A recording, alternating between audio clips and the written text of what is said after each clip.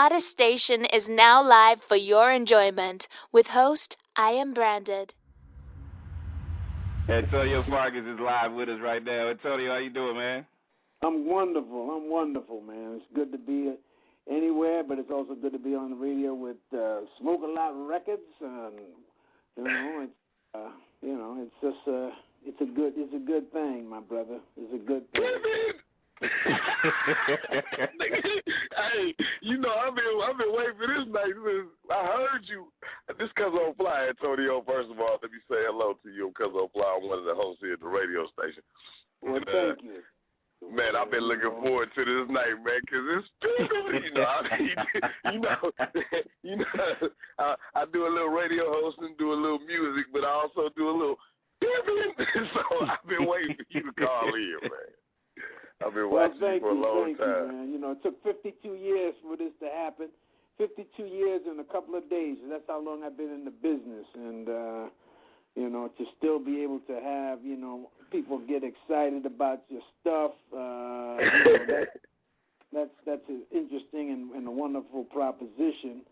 To have contributed something to make people smile, and to make people feel represented.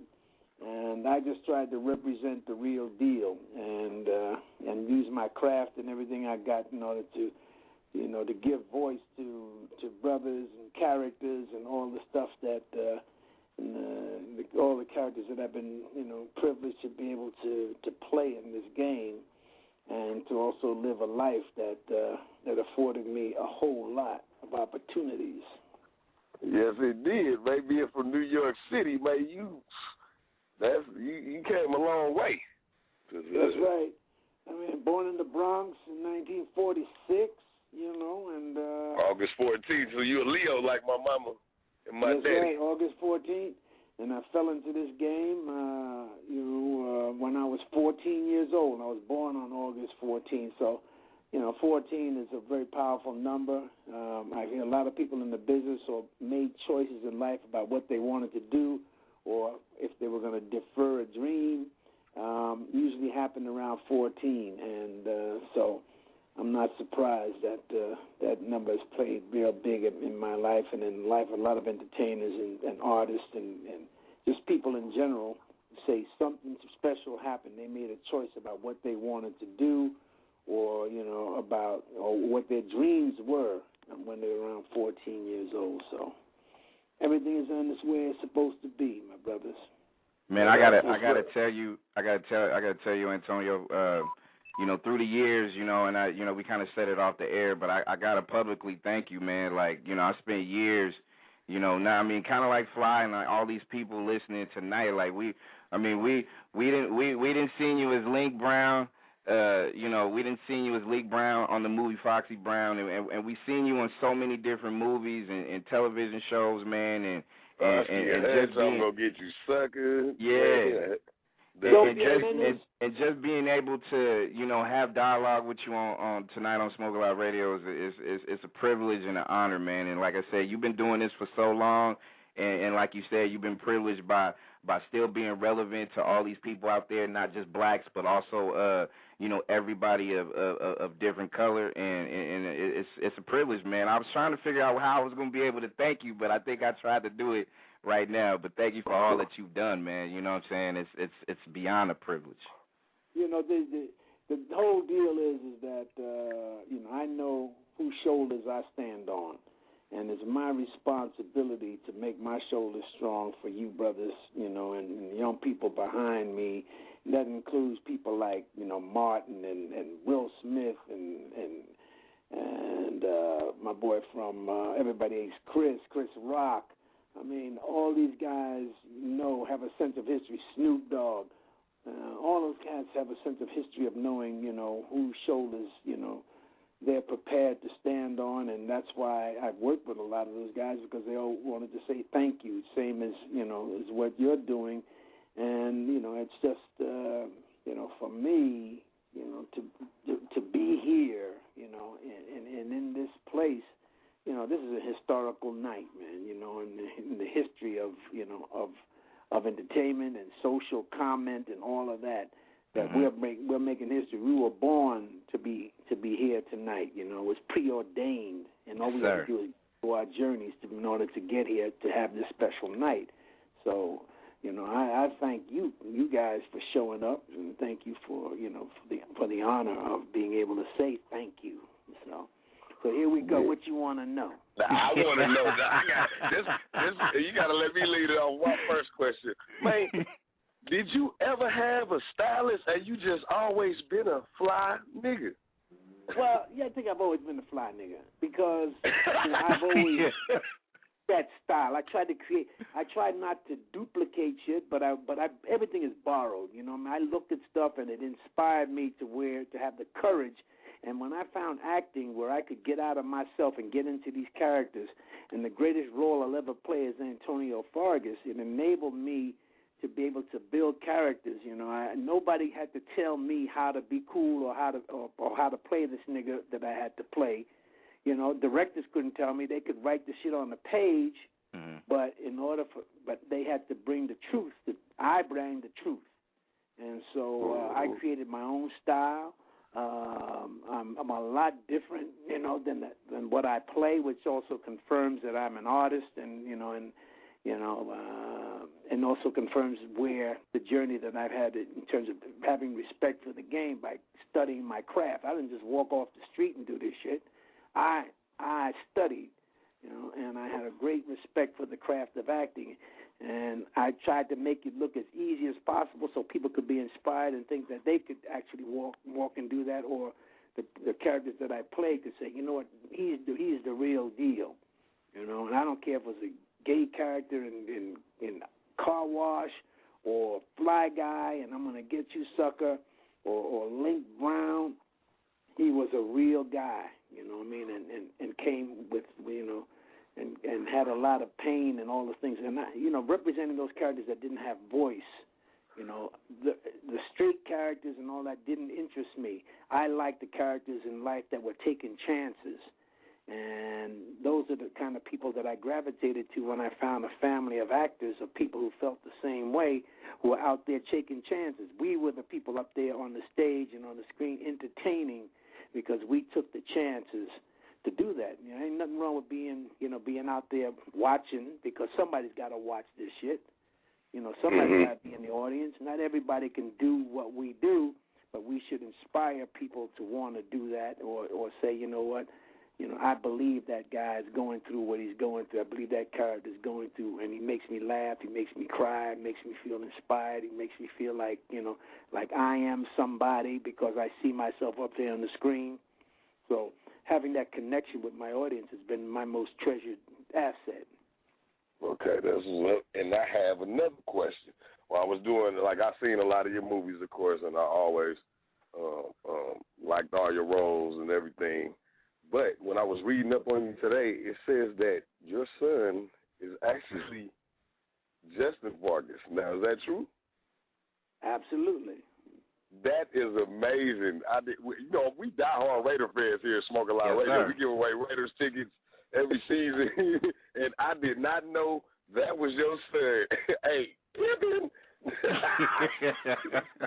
you know, fruit don't fall far from the tree, and you know, he took chances. What he saw me do, he was able to, you know, duplicate on the entertainment scale of sports. Sports, and, yes, sir. You know, he's different. He's special, and he had to deal with the fact that a lot of people didn't know. I mean, every time he'd come out there on the field, and the announcers would say, you know what, that's Huggy Bear's son, and all this other business. And, you know, he had to deal with that. And I told him, if you just stay true to the game and stay true to yourself, you know, you're going to do more with Fargas than I did, or at least make your own way. And he has done that. He's done me proud, and everything comes with a price, you know, and he was willing to pay the price, going out there and giving his all on the field, just like I gave my all up there on the screen. So, you know, I'm very, very proud of him. And, you know, now he's done with the game. You know, he's retired. And, you know, and he has a place of honor, you know, not only in the Raider history, but certainly, you know, in the Fargas book of history.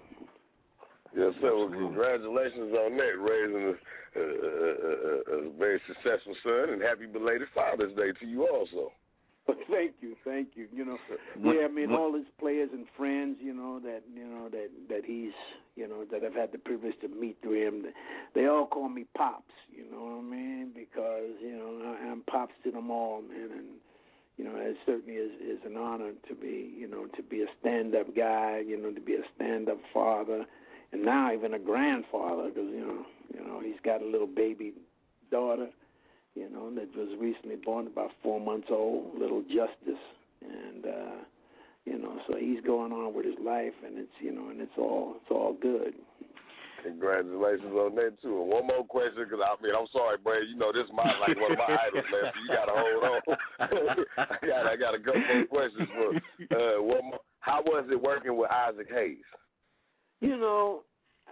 Man, we had a real personal. I worked with him twice. I worked with him in this television movie that we did in England, and where we played this singers and this band, and this white cat from England came over to get us to come back to do a performance in England. And then I also worked with him on, I'm Gonna Get You Sucker. Well, yeah, I'm Gonna Get You Sucker, but before that, also, let's see, no, not Cross 110th Street. What was that? Oh, Shaft. Shit, yeah. There you go. Okay. That's the what? And I rode with him in a cab once, and he told me about Otis Redding and told me about a lot of experiences that he had. And then we got the chance to work on I'm Gonna Get You Sucker, and then we also got a chance to work on his television movie. And God calls us when He's ready. We don't leave here. Nobody gets out of this life alive, but he left a great legacy. I remember just hearing him do some a cappella stuff on the piano, man, and just singing, He was a beautiful brother, you know what I mean? And, he went back to Africa, and they made him an honorary chief and shit, because he was he was that kind of royal kind of guy. And very special cat, man. Yeah. I miss him. When you took on the role of Huggy Bear and Starsky and Hutch, did you know it was gonna, at that time, once you took the role and you kind of got into it, did you know it was gonna carry so much weight, decades on in? Did you know that at that time you was doing something real special? I had no idea. I was just a hungry actor trying to make it happen. In fact, I did a film called Across 110th Street. And the cat who directed the pilot for Starsky and Hutch, and I was in L.A., hungry actor trying to find work and all that, and I got a call from my agent saying that Barry Shear, who directed Across 110th Street, recommended me to Aaron Spelling to do this role called Huggy Bear in this little pilot, you know what I mean? And I said, well, okay, cool, you know what I mean? I had one scene because, I made Huggy Bear special. They thought they would use that as a regular character in it, and the rest is history. I never thought I'd be talking after we did the pilot around 35 years ago. Right. Thought I'd still be talking about that. And you could do a play, and I've done plays. You can do a play on Broadway for 20 years and have full houses, and probably not reach as many people as Starsky and Hutch reached on one night being syndicated around the world. So television, a very, very strong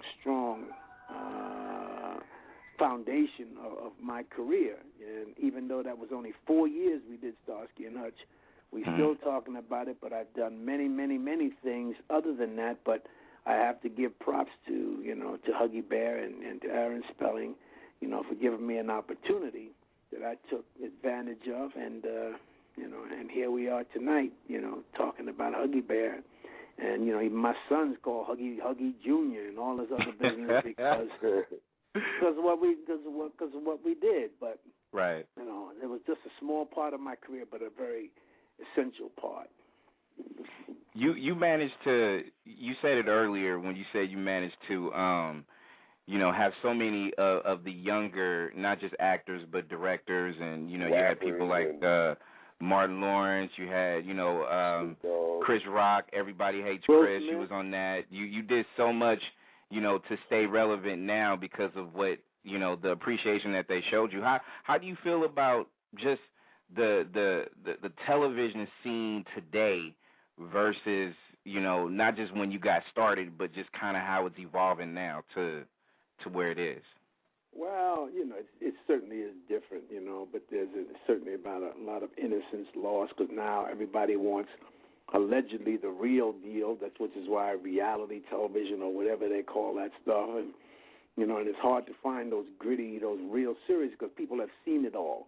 So creating something new has been a real dilemma for people in television, and they go with a lot of fluff and stuff. And I just realized,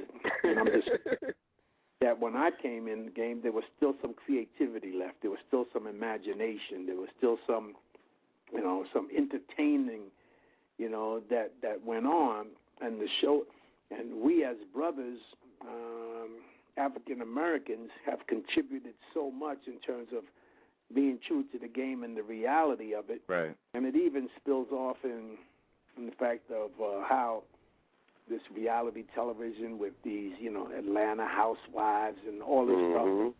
And then also the hip-hop game and, and how nobody realizes what real pimping is really about. You know what I mean? Say that one more time.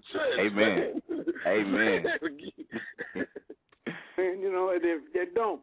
But at the same time, that respect and, and knowing the history, being... And all those guys you mentioned are real history buffs, Snoop Dogg has a history, knows about the history of music and the history of entertainment, and certainly Martin and Will Smith, all those guys have a sense of history. So, again, they know whose shoulders they stood on, and when they could do something for somebody that they respected and admired, they were first up. And anytime I see one of these guys, they all give props, and and of course, we all have a mutual respect for each other, which is cool because I know that it's not easy doing this stuff. Right. There's a price to be paid, and sometimes we pay with blood, we pay with our lives. And that's right.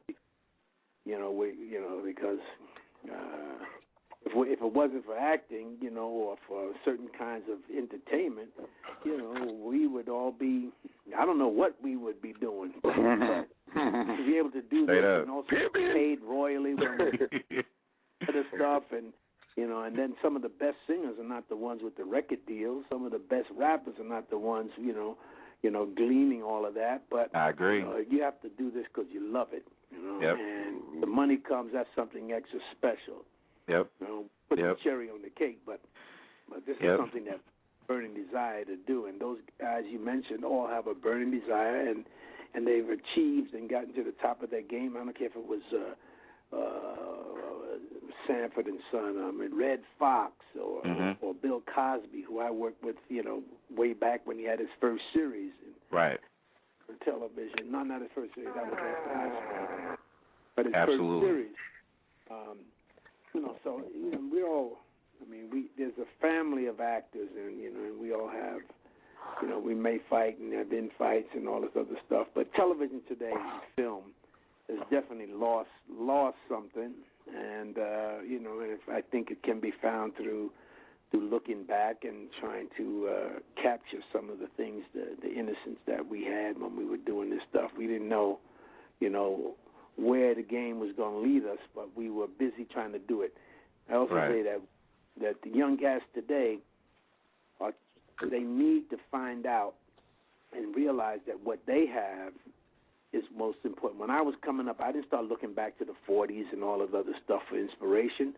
I came up during the 60s, during the hippie period, during all these kind of periods, during the Vietnam, during the civil rights movement. All that stuff was happening.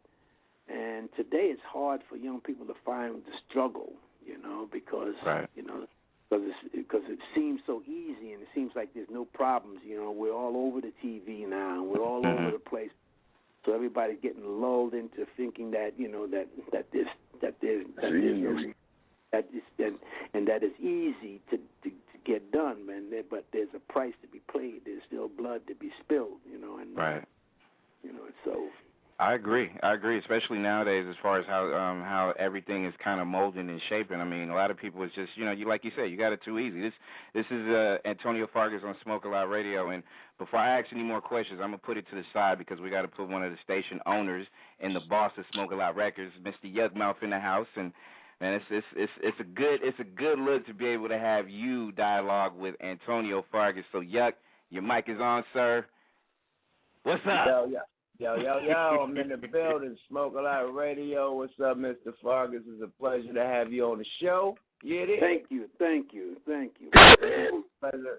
and an honor. You know what I mean? Like, I look at all the movies, man. Like, literally, like, we had did a song on one of the soundtracks that you was on, the Don't Be a Menace. We did a song on that. Me, the Loonies. I'm from the group called the Loonies. Me and Shot G did a song on there that Shot actually played on the movie when the old lady was smoking the weed in the living room. They was playing our song in the movie. So definitely, man, I know the history. I'm gonna get you, sucker. You had the glass, big ass old school glass joints with the fish in them. I mean, come on, man, this shit is hilarious, man. Like, you've been just a comedian and great actor, man. So it's definitely an honor, man, to be having an interview with you, man. Thank you. Yeah, man. I remember Eddie Murphy telling me, "Hey, man, that scene with you and I'm gonna get you, sucker. That's the funniest shit I've ever seen." You know. And he meant it because it wasn't about.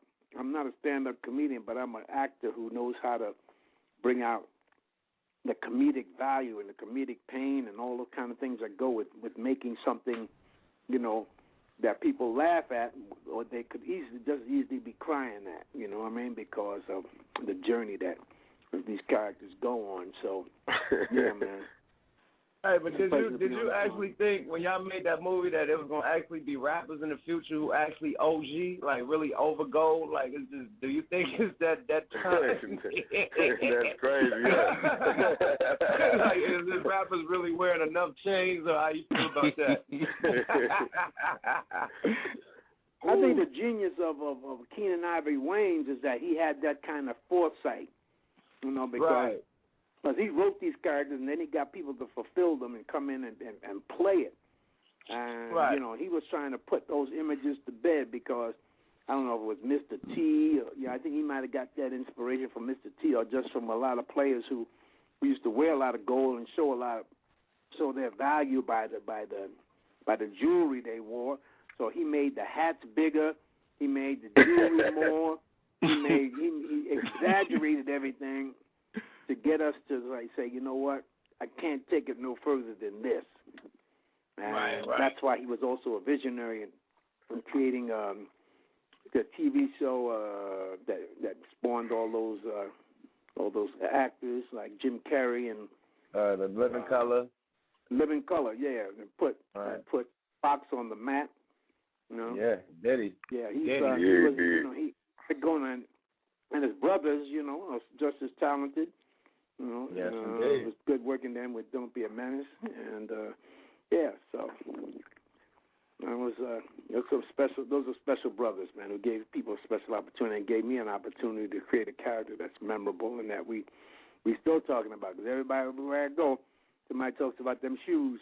The shoes that plane came outside. The pimp walk was so cold with the shoes on. And then when the glass broke on him, and then people start running down the street where they broke on him. When it broke on him, he came back in the my end of the better have my money, Right. So when we did that thing with Martin, he had that also the player contest was the same takeoff on that. All the players came. You see that Martin episode? That was one of my favorites. One of my favorites. Yeah, that was a memorable episode, and so yeah, man, it's just I got sitting back here looking back at all this. I got one question for you, and then I'm gonna let Yug ask a few more since we got a few more minutes with you. But my question is on the horizon. What you got going on as far as different things that you have on the table, acting, movies, different things. Now is that I call myself semi-retired. I'm living in Las Vegas. I'm still doing theater. You know, I'm working with people who want to work with me. I left Hollywood because I have nothing more to prove. And right now, you know, I'm really, it's interesting that I'm going around saying thank you. I'm doing radio shows like this saying thank you. People are giving me Lifetime Achievement Awards and all this. It's like the award season before I pass, you know what I mean? And really, I mean, it's, you know, when you put in 52 years in the game and people love you the way the kind of love you guys are showing, you know, I'm just going around saying thank you and working with people, doing small feature films. I just did a small feature film here, independent feature film, and I got another one coming up in Denver, and then I'm going to Atlanta because they're going to give me an award, and you know, I still go to France, and I go to England a lot, you know, and I'm just working all over. You know, I'm an international player, put it that way. And there you go. There you go. The man just said he was retired, but did he just run the pimping route? He just said, "Man, I'm retired, you know, but I'm in England, France, Atlanta, you know, I'm still pimping." You know what I'm saying?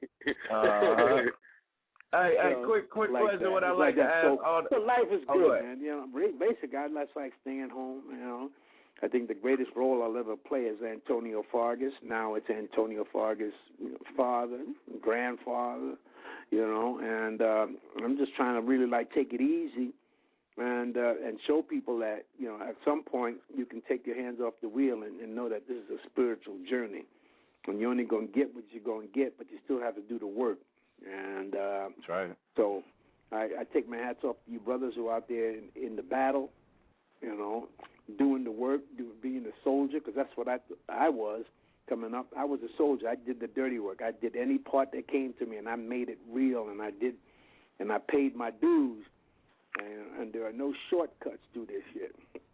People want the end result without doing the work, and that doesn't last long. But when you put in the time and you do this thing with a passion, and that's whatever you do. I don't care if it's, you know, records, you got to go for the gusto. And, you know, and also trying to, you know, be aware that, you know, when you're young, that's the time to get it done, you know. And then if you survive, that's the time to sit back and say, whew, and thank you, you know what I mean? So I'm in the phew, and thank you. You know, I'm a Mike Surgeon of life, you know what I mean? These guys out there working with the big wrenches on life's problems, and I'm over here doing surgery. You don't even know you cut. You know what I mean? When you work with me, because I can go in and handle stuff, because I've seen a lot of pitches in the game. You know what I mean? I don't swing at anything anymore. You know, and that becomes that's from having a peace of mind and knowing that you know, seeing game from all different points of view. And being able to say, you know what, I got to let brothers go through that rite of passage. You know, we got to in order to get it right, sometimes we got to make, quote, mistakes. But there are really no mistakes. It's just a matter of opportunity and what we do with it. That's right. I don't want to rant too much, get too heavy on you, brother. Oh, man. You splashing them. We like that game, man, because a lot of people out here so fucking, these youngsters, man, they so caught up in these reality shows, man, they don't really know that it's a real science and art to acting and being a comedian, you know, and doing these roles and different characters and stuff. Like, you really got to, you know what I mean, zone in. Like, the couple, and I ain't on no level as you, I did a couple little small parts in small films. I did, the biggest part I ever did was Original Gangsters, and I was still a small-ass part, a couple words. But just to have to do them couple words about 30 different times from 3 or 4 different angles and different cameras, I see what y'all go through as an actor and a comedian. It ain't no just one take. They don't know y'all got to do that shit about 30 times or 20 times with the same emotion, say the same shit the same way. You know what I mean? They don't know the science behind that shit. So I'm glad that you know, really schooling these young punks, you know what I mean, about what really goes down, you know, in that type of field, you know? I don't like to bring people on the set to see what we do because it kind of takes the magic out of it, you know. But at the same time, it's good to enlighten people that it ain't just, just because we make it look easy, And if you get respect for the game when you step in, like anybody can't step out there on the football field, and jump in them pads and do that shit, and know how to hit people and do all that stuff. You can't just jump out there in front of the camera without having to go to your rite of passage and seeing that this ain't no joke, and I have respect for everybody's game. I respect the recording artist, I respect the comedian. I think doing stand-up comedy is one of the toughest things in the world to do, and I don't think I could do it. I like having my lines, I like knowing, doing the character, and but to get out there and work for laughs and put yourself out there, be naked, what we call being naked out there on the stage, and have no protection except your wits and your ability to to withstand anything that comes at you. That's deep. That's deep. So my thing is like everybody needs to find the right seat on the bus. What they're good at. And some people are good at just being watching. Some people are good at this. But when people get uncomfortable, when they get over their head because they think they want something, and then when they get it, they can't handle it, that's something I guess everybody just has to find out. You're right. You're absolutely right, man. And speaking of football, since you use that as a as a metaphor for the situation. I might have already asked you that.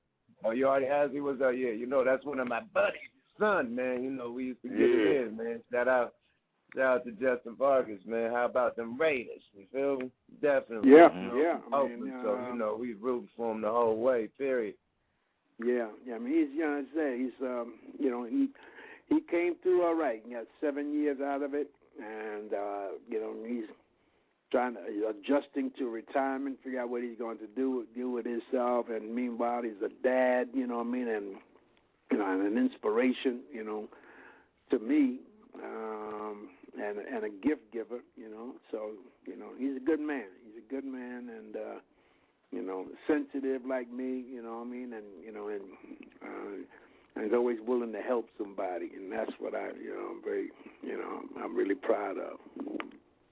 He's a very cool, down-to-earth dude. Like, you could meet some dudes, and they be all so stuck in the air, nose in the air, thinking they above people and better than people. Like, he's a real down-to-earth dude. Period. Yeah, well, that's one of the benefits of knowing that fruit don't fall far from the tree. There you go. When I hear people talk about him, and what he does, and why he helps people and all that, that just says, maybe, Antonio, you did something right, in terms of what your gift, because we don't always have all the equipment to raise our kids in the way we really would like to, because we weren't raised that way, So overcome a lot of stuff, and to see the results, and we can't run everybody's life. I can't run his life, but at the same time, he's gotten stuff from how he was brought up that has been an asset to him, and and that's all good. It's all good. Mm-hmm. Couple of quick questions before we let Mr. Fargas go. Smoke a Lot Radio host Yuck, Cuzzo Fly Brand.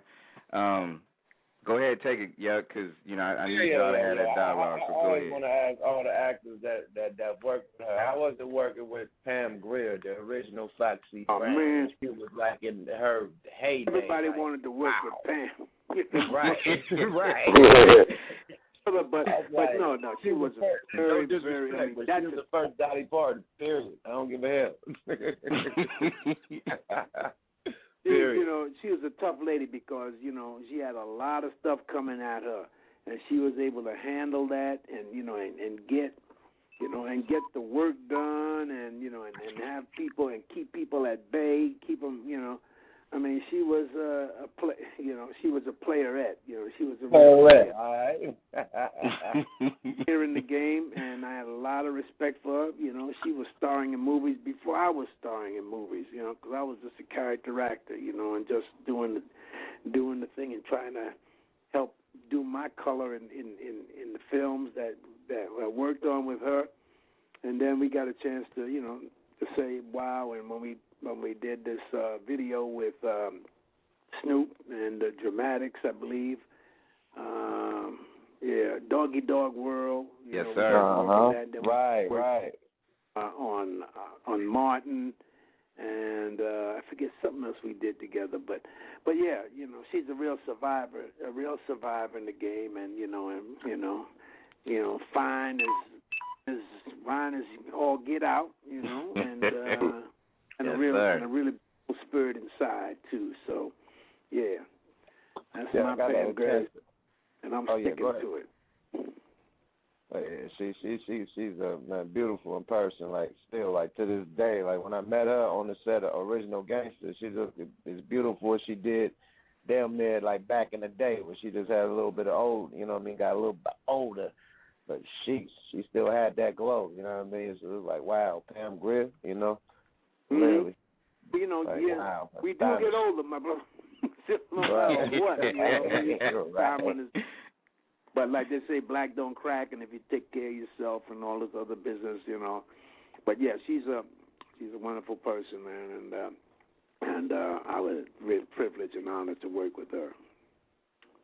That's nice, man. Well, shit, man. There's so much shit we can go on and on about, man. I know you got things to do. I hear people phones and shit. Have me some breakfast. I see people's phones bleeping and shit like the phone about to go out. I don't know what's going on. And before you say your goodbyes, I gotta tell you, Antonio. Not only is it again, I'm gonna say it and I'm gonna continue to say it. I mean, all of us and the people listening tonight, we all been fans of what you do and how you put it down. And I wish, I mean, even though you're in semi-retirement. I wish you nothing but the best, because I'm pretty sure we're going to see you on the big screen or on TV doing something soon. So, I mean, I'm just glad to have you here on the show, man. But trust me, I'm still out there in the trenches. I'm just coming at it from another point of view. And, you know, and I ain't done. I'm just doing it on my terms, you know. Yes, sir. And right. Giving this stuff away, you know, and sharing what I got. And so, you know, Antonio Fargas will always be doing that. And I look forward to the next opportunity to talk with you guys, you know. Absolutely. Man, you come here anytime you want to, man. Come hang out with us, play some music, hang out. It's definitely open for you to come back, man. I'll definitely be in touch. Definitely. Appreciate it. Thank you so much, man. So y'all have a good evening. Are you based up in Oakland? Where you at, y'all? Absolutely. Bay Area. I'm in LA. LA. I'm in LA. But my crew's in Oakland. Yep. Cool. So we out here. Tell your son I said what's happening, what it doing. Congratulations on the child. I will. I'll definitely tell him I was on the radio with you. Maybe you can get him on there one day too. I'll tell him. Right. Okay. Right. Much respect. Thank you. For sure. Much respect. All right. Thank you for listening to the #1 radio station for the people.